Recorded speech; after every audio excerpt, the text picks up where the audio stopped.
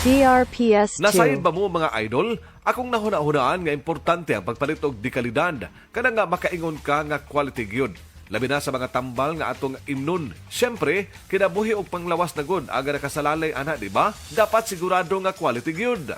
Kinahanglan nga atong sutaon ang pagpili sa mga tambal o vitamins, labi na sa mga pangpagwapa. Dili lang basta musalig ni bisan kinsa. Maong dapat ayha ka mo palit, dapat sigurado sa ka sa quality mga idol. Dapat pangutanaw sa ta, aron atong mabantayan ang quality. Pangutan-o nato, nasulayan na ba na? Epektibo ba na? Naistudyuhan ba na og maayo? Aron sigurado ta, di ba? Pero mga idol, nasayod naman ta nga dugay na nga gisaligan ang Unilab para dali na lang nato nga mahinumduman. Kini na lang atong ipangutana sa butika.